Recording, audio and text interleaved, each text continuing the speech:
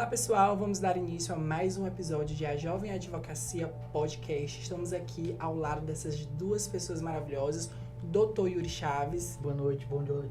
E a doutora Victória Lopes. Ela que é bacharel em Direito pela Universidade Estadual do Piauí, voluntária de Direitos Humanos na Cruz Vermelha Colombiana de 2015 a 2016, pós-graduada em Direito Civil e Processo Civil, foi assessora jurídica da Defensoria Pública da União de 2019 a 2023 e sócia e gestora do escritório Victória Lopes Advocacia. Seja muito bem-vinda, doutora. Muito obrigada, especialmente pelo convite.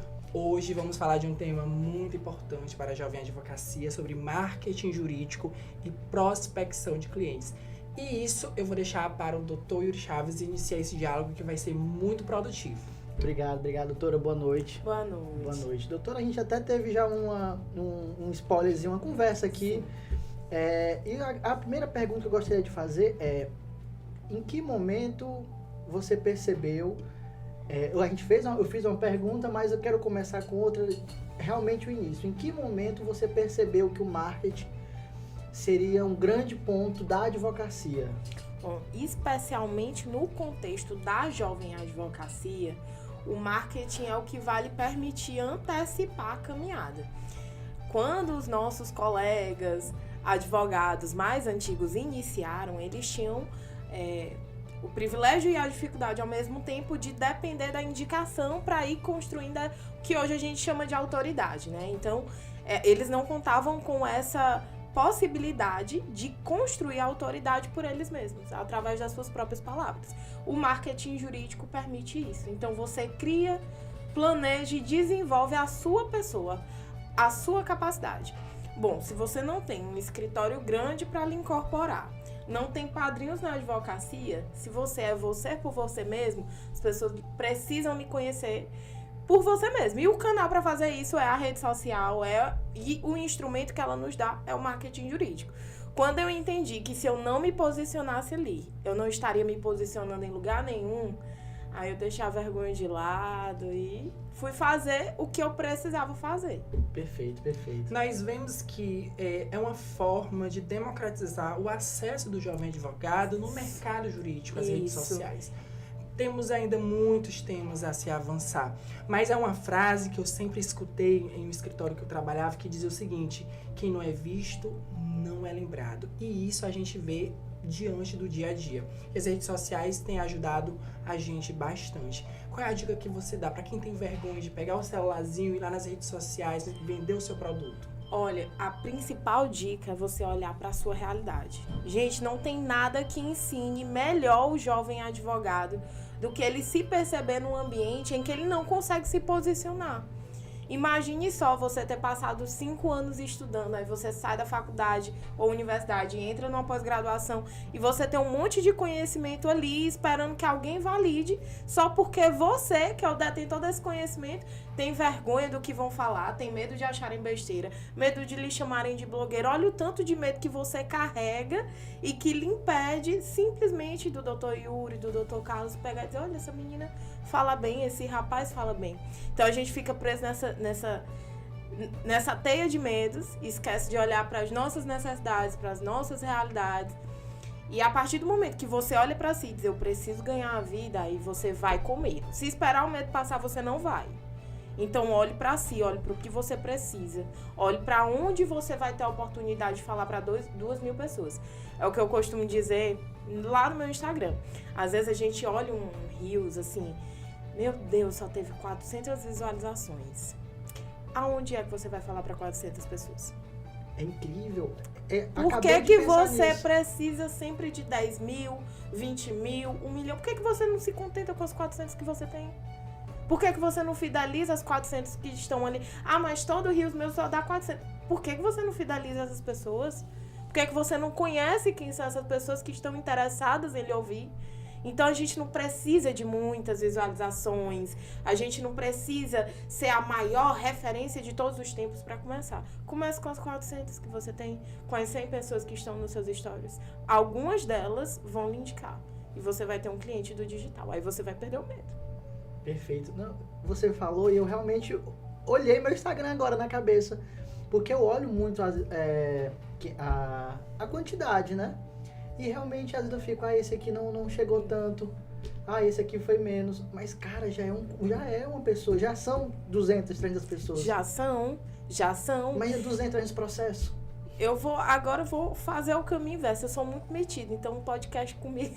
Às vezes eu escuto falar muito bem de você. Agora me diga, em que local as pessoas teriam lhe conhecido se não no Instagram? Exatamente. Verdade. A gente, o marketing jurídico, de uns anos pra cá, cada vez mais o boom, né? Muita gente entrando. E às vezes o advogado mais velho, a pessoa que está vendo de fora, ela não sabe que tem todo um estudo. Não é simplesmente, acordei hoje, tive uma ideia e vou aqui fazer um vídeo. Tem um posicionamento, tem um público-alvo. Como é que você escolhe seu público-alvo? Primeira coisa, se você está fazendo marketing para atrair clientes, você tem que falar para o seu cliente. Aí você vai fechar os seus olhos para o advogado que está do lado. Você não vai se preocupar em ser básico, repetitivo, em ser simples. Você vai falar para o seu cliente. Não adianta nada você produzir um conteúdo, pensar na produção de conteúdo para transmitir conhecimento. Em que contexto? Você não está ali para se vender como um professor, como um doutor, como um pesquisador. Você não está ali para levantar teses. Você está ali para trazer informação, alertar um cliente seu que, olha, esse direito você tem. Se você não sabe, eu tô aqui para te explicar. E é isso. Então, como eu vou achar minha pessoa, o meu público-alvo, a partir do momento em que eu sei quem são os clientes que eu quero ter no meu escritório. Hoje eu quero minha área de atuação é direito do consumidor, notadamente o direito dos passageiros aéreos. Então, eu falo para quem? Para passageiros aéreos. Não adianta eu gravar um conteúdo falando a ANAC diz nananana. Ninguém vai se interessar por isso. Talvez um colega que esteja querendo entrar no direito aéreo se interesse, mas não é a ele que eu quero convencer. Então eu preciso falar o quê? Quando você estiver no aeroporto, aí eu já atraio quem está no aeroporto e que são os meus clientes. Então, se você é previdenciarista, você não vai falar no INSS, você vai falar assim, você quer o seu benefício? Então, você atrai o seu público a partir do momento que você sabe quem é o seu cliente. Seu cliente é mãe, seu cliente é aposentado, meu cliente é passageiro aéreo, e a gente fala pra eles e eles vêm. A gente vive nessa loucura e muito nos preocupamos com os números. Sim. A gente se preocupa muito com o número, quando a gente não atinge determinado número, a gente já quer desistir. E aí existe uma situação. Números ou qualidade nas publicações? O que gera mais efeito e prospecção? Qualidade nas publicações. Inclusive, essa ideia, essa busca desenfreada por número, ela, no contexto do Instagram, ela é como é que eu posso dizer? Ela é um prejuízo algumas vezes. Porque quando você tem uma quantidade grande de seguidores, o Instagram ele faz uma média do tanto que o seu Instagram deve alcançar aquelas pessoas. Dizem aí que a sua retenção deve ser de 20%. Então, se você tem um Instagram que, fazendo um cálculo básico, de 1.000 seguidores, você tem que reter 20% deles, seja no feed, seja no story, seja no Reels, para que o Instagram comece a te indicar, suas visualizações comecem a subir. Se você não entrega para esses 20%, é sinalizado que aquele conteúdo não atrai nem 20 pessoas. Então, ele para de ser veiculado no Instagram. Ele tá lá, mas ele não é entregue. Agora, pensa comigo. Se você fez um conteúdo que viralizou, teve muitas visualizações, você atraiu muitos seguidores, mas esses seguidores não são interessantes para o tipo de conteúdo que você posta, significa dizer que eles não vão se enquadrar dentro desses teus 20%. Então, aí, o jogo virou. Você estourou, hitou, como a gente diz, mas não reteu. Aí o Instagram joga teu engajamento lá para baixo. Aí você fica, poxa, mas meu vídeo bombou, o que foi que aconteceu? Já não estão mais entregando meu conteúdo. É por causa disso. Então, é por isso que eu digo, melhor as 400 visualizações de quem sempre lhe assiste do que 15 mil visualizações de quem só lhe viu uma vez e baixou seu engajamento. Eu só quero dizer, gente, olha, que quando uma pessoa não visualiza, eu já sinto falta. Eu já sinto falta. Eu Já fico sabe quem são, preocupada. né? Sabe? Já sei quem E quem manda os directs, que a gente sabe também, doutor, não, a gente sabe. É bom. É bom. Doutora, agora levando para um lado até mais teórico, que é a nossa... Ser advogado tem muitos desafios, e no marketing também não é um deles. Como a OAB, o regulamento da OAB, como o advogado deve se comportar? A senhora acha que deve ter alguma atualização? Porque às vezes a gente vê ainda muitos colegas advogados ainda sofrendo um pouco em relação a Sim. isso. O que pode divulgar, o que não posso divulgar. Bom, em 2021 teve a edição de um novo provimento, que foi o que regulamentou o tráfego pago para advogados. Nesse provimento, muita coisa melhorou, mas ainda falta muito. O nosso estatuto, o nosso código de ética, ele ainda veda o que ele chama de mercantilização da advocacia. Então, nos é proibido postar resultados favoráveis sendo creditado, nos é proibido divulgar valores, então você não pode dizer quanto que você cobra por um divórcio nas redes sociais, por exemplo. E tudo isso, assim, aqui é a minha opinião crítica, é uma forma de uma certa forma, elitizar a profissão. Porque o que é que acontece?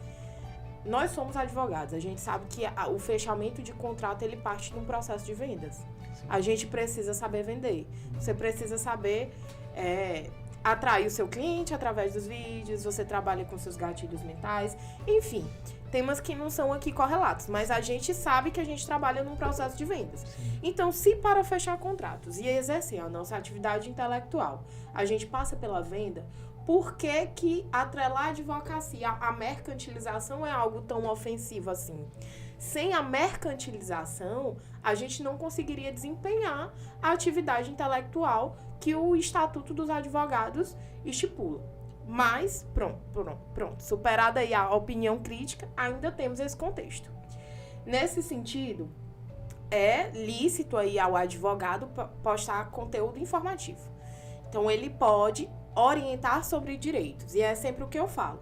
Você não pode dizer os seus valores? Não pode, mas você pode dizer que a OAB cobra o valor mínimo de tantos por cento para um divórcio.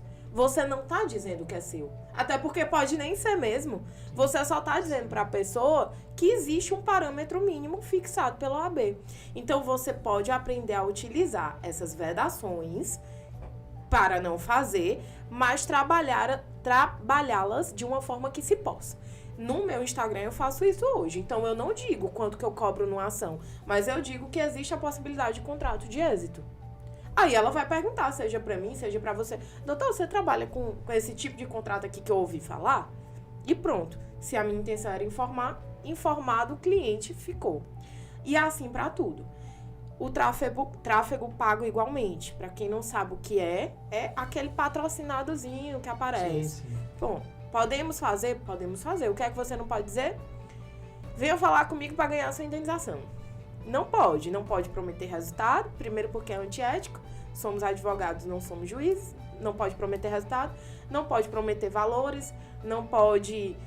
e aí é onde eu digo que é pequena essa proibição, não pode nem dizer para a pessoa, siga meu perfil, porque isso pode ser entendido como chamar para litigar, né? Enfim, são as vedações que temos. Muito já se avançou, mas muito precisa melhorar. Gente, eu lembro de uma situação que aconteceu. Nós tivemos o evento Advoga Conecta.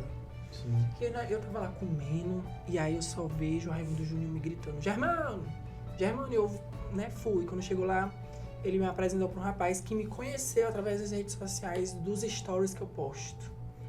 Aí foi quando caiu realmente a minha ficha e vi, meu Deus, olha o poder das redes sociais. Olha você sendo visto. Olha você sendo, às vezes, fonte de inspiração para alguma outra pessoa que está ali começando. Porque, doutora e doutor, quando a gente está no começo da advocacia, nós não temos, valores para pagar um profissional que vai fazer isso para a gente.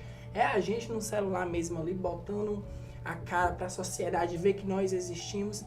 Então, é uma opinião também minha, que é crítica em relação a essa legislação. Eu acho que deveria mais se pensar, pois nós estamos vivendo o futuro é agora, e isso é necessário. E por isso a importância da jovem advocacia estar presente nos momentos políticos que a ordem proporciona. Isso. Porque não adianta estar criticando sentadinho dentro de casa.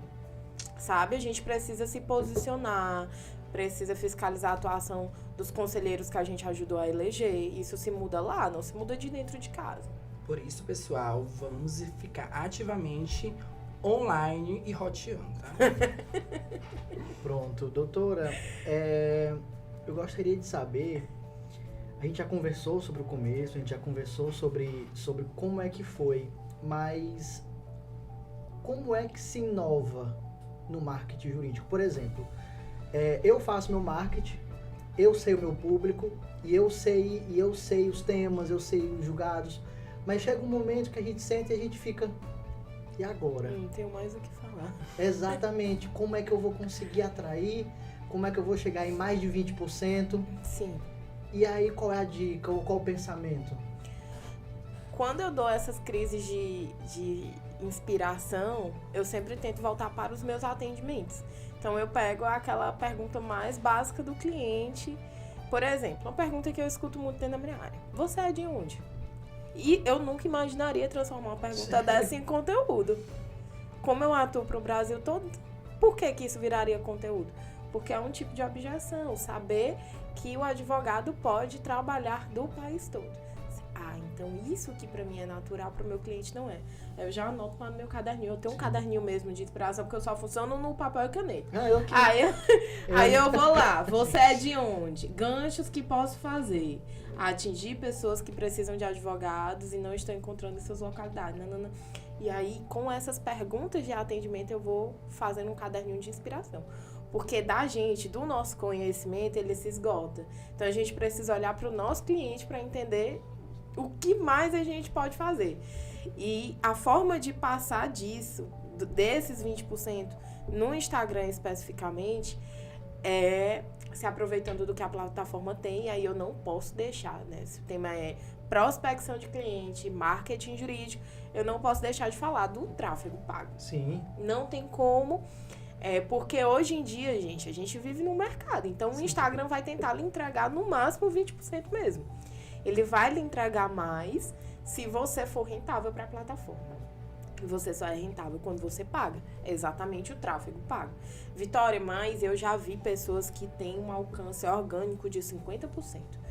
Muito provavelmente essas pessoas se são advogados, estão descumprindo alguma daquelas regrinhas lá do nosso código de ética. Então, estão postando resultado e as pessoas se interessam pelos valores de indenização, estão postando sentenças procedentes. Não queremos fazer isso. Queremos passar da cota de 20% tráfego pago. Eu vou só te cortar, porque agora está na vez da pergunta, mas aí eu tive essa pergunta. Aqui, sou um cliente seu de Teresina, Piauí. Existe uma diferença de eu chegar num público lá em Santa Catarina, lá em Florianópolis? É o mesmo vídeo, é o mesmo contato, é o mesmo modo de falar? É o mesmo vídeo, ele vê o mesmo vídeo, ele tem o mesmo contato. A única forma que a gente vai adequando é, por vezes, a condição social ali do seu cliente, né? Às vezes você precisa ser um pouquinho mais simples na fala, mas isso já é na parte do atendimento lá no WhatsApp, né? Ou então na videochamada. Mas nesse momento inicial ele recebe o mesmo vídeo. A única coisa que vai ser trabalhada para ele é no momento do fechamento do seu contrato. Mas aqui em Santa Catarina, Rio de Janeiro, hoje a gente está presente em mais de 23 estados. Tudo com o mesmo conteúdo. Mesmo conteúdo. E mostrar que realmente o marketing funciona. Muito. E hoje nossa advocacia é digital. Então, invistam em marketing jurídico, estudem tráfego pago, porque hoje a nossa advocacia, digo que o marketing jurídico é o maior meio de prospecção.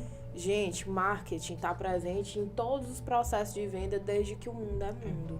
Quando a gente fala marketing jurídico, a gente tá só atrelando as diretrizes da OAB há um processo de marketing que já existe.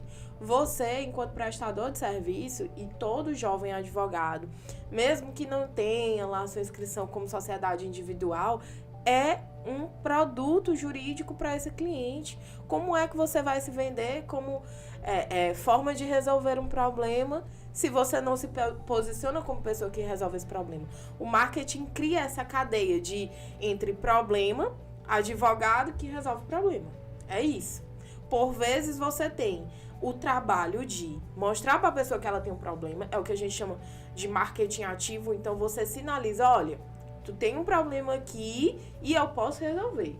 E por vezes o advogado tem que estar presente para receber o marketing passivo, que é quando a pessoa já sabe que tem um problema e ela vai lá e pergunta: advogado Teresina, isenção imposto de renda.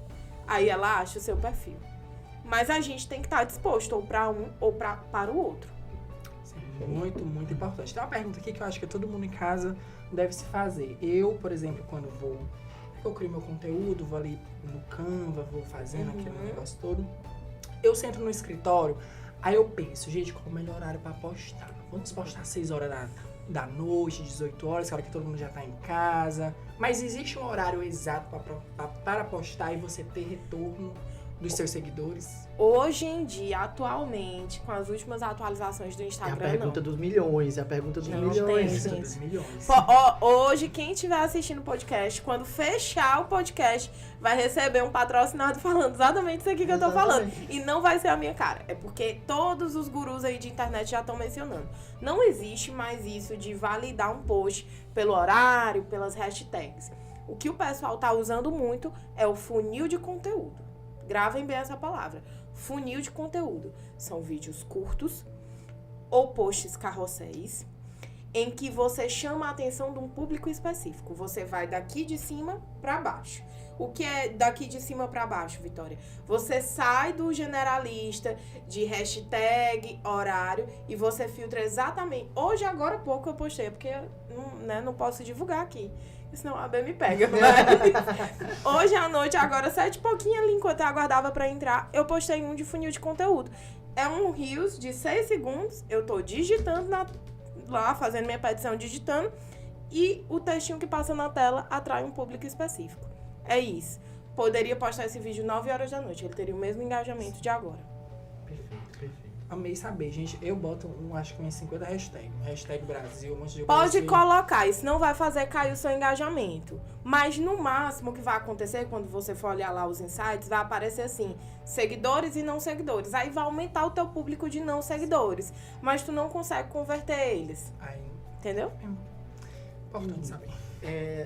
Doutora, e a gente está falando muito, claro, o nome do nosso podcast é A Jovem Advocacia Pod, mas não impede que outros advogados mais experientes assistam, né? Então, Não, até porque, só lhe cortando, Sim, não, à vontade. o marketing, ele é essencial para o jovem e para o... Eu não gosto dessa palavra velho advogado, não, Mais né? experiente. Para os advogados mais experientes, tá? e aí eu queria saber, como é uma nova tendência, nova entre aspas, já são alguns bons anos, o advogado mais experiente, qual é a dica, como é que começa? Porque às vezes é outra cultura, é o amigo advogado já dono de um escritório já consolidado, que já tem outros funcionários, outros advogados. Como é que você faz o marketing do seu escritório nesse caso? Olha, a primeira dica que eu dou é você procurar uma agência. Para os advogados mais experientes, entender esses conceitos aqui que a gente está falando de insights, hashtag, funil de conteúdo, é muito prolixo e tira o tempo, por vezes até da produção de conteúdo, porque ele vai tentar entender o que é tráfego, aí ele vai abrir o Facebook e tentar saber o que é tráfego. Aí depois ele vai procurar saber o que é insight. Aí ele vai descobrir que ele tem que transformar a conta dele de pessoal para criadora de conteúdo. Então, assim, ele perde ele perde a gana de seguir com isso, porque para ele vai parecendo difícil demais. Então, a partir do momento que o advogado percebe que tem que entrar no digital, o ideal é que ele procure uma agência de marketing especialista em advogados, para que não haja aí esse conflito, né, com o nosso código, com o provimento de 205 de 2021, e ele comece a perceber que durante a caminhada toda dele, dessa advocacia raiz que a gente diz, ele colecionou vários causos, várias histórias que podem ser aproveitadas para a criação de conteúdo. Obviamente sem identificação do cliente, mas imagine só, se eu com 4 anos, 5 anos de advocacia consigo pegar uma pergunta, você é da onde? E transformar num conteúdo, você imagina um advogado experiente, com anos de história em interior, em balcão, história da época que o processo era físico, o tanto que ele pode colocar isso à disposição do marketing e atrair não só o cliente final dele, mas atrair parceiros que vão se interessar por estar com aquele advogado mais experiente, porque sabem que ele já abriu o olho para a necessidade do marketing jurídico. Perfeito, perfeito. Vou quebrar o protocolo de novo, lhe cortando, mas já chegando Tudo bem, meu presidente. já chegando, quebrando o protocolo que um começa e o outro encerra. Então, já indo para o nosso encerramento, e a outra pergunta de milhões. A principal dica. Eu peguei minha carteira agora. Eu não tenho escritório, eu estou na minha casa é meu escritório, e eu estou começando uma área, quero fazer vídeo em uma área, tenho vergonha. Qual o primeiro passo? O que é que o jovem advogado precisa para começar a fazer o seu marketing jurídico? Vamos lá. Primeiro passo, escolha o seu cliente. Pronto. Escolheu o seu cliente, você vai produzir, faça uma sequência de imediato de 7 vídeos. Então anote num papel ou no seu bloco de notas 7 temas que podem atrair o seu cliente. Então, procure no Google. Pode dar um Google e perguntar assim, sua área é direito de famílias? Você vai colocar lá no Google. Como fazer um divórcio? Aí você vai ver temas correlatos que esse público que perguntaria isso pro Google está pesquisando. E aí você vai conhecer as dúvidas dele. Aí já definiu o público, já conheceu as dúvidas. Terceiro ponto, faça a linha de vídeos com base nessas dúvidas que eles têm. Aí você vai escolher um dia, você vai se arrumar, vai botar uma cortina preta atrás de você ou uma cortina branca e você vai gravar com o que você tem. Você não vai olhar para ring light que tá faltando, não vai olhar para o microfone que tá faltando, você vai gravar. Você vai baixar um aplicativo de edição, vai editar e vai postar um por dia todos os dias. E você não vai nem ouvir o que você gravou para não ter vergonha. Você não vai se importar com visualizações para não se desmotivar. Ao final de um mês repetindo isso, você vai sair para um evento para fazer networking. Você vai ouvir o seguinte: tô vendo seu conteúdo, tá muito bom. É a melhor coisa que E aí você vai continuar repetindo isso involuntariamente. Porque esperar um medo passar, esperar as condições melhorarem, não tira a gente da onde a gente tá. A gente faz com medo, faz com as condições que tem, até ter condições melhores. Então comece. É jovem advogado? Comece. Esqueça a doutora Vitória, o doutor Yuri, o doutor Germano. Não olhe para o nosso conteúdo. Olhe para o que você pode fazer hoje. Você vai ver que vai ser um sucesso. Perfeito, perfeito. Pessoal, doutora, primeiro eu vou pedir pro pessoal seguir a doutora nas redes sociais. Vai estar aí o Instagram dela. Os conteúdos são maravilhosos, as edições, eu falei para ela que acompanhava ela muito antes de fazer o convite para ela participar. Então, eu agradeço muito sua presença. É realmente uma pessoa que entende muito, 100% de marketing, não tinha pessoa melhor. Agradeço muito sua disponibilidade. Fico muito feliz pelo convite, gente. Estou à disposição sempre que precisar. Obrigado, doutor Germano, também obrigado, viu? Quero aproveitar aqui para agradecer o doutor Germano. Na feijoada da APAC, eu ouvi falar muito bem do seu conteúdo e para mim me inspira muito quando eu chego no local e escuto exatamente isso que eu falei aqui. Doutora, eu lhe conheço. Doutora, tem outra advogada ali que também tá postando. É assim, a gente cresce junto. Tirem isso da cabeça de que advogado não quer que o outro advogado cresça, que a gente quer que todo mundo cresça junto e o marketing tá aí para isso. Perfeito. Pronto, pessoal. Olha que aula, gente. Só tema, só coisa boa. E assim a gente finaliza mais um episódio do nosso podcast, a Jovem Advocacia Podcast. Agradecer mais uma vez o Dr. Yuri Obrigado. Pela oportunidade de estarmos aqui, a doutora. E vamos continuar nas redes sociais, vamos continuar aí nessa revolução, porque, gente, muita coisa boa tem por vir aí, né, doutora? Tem sim. Obrigado, boa noite. Boa noite.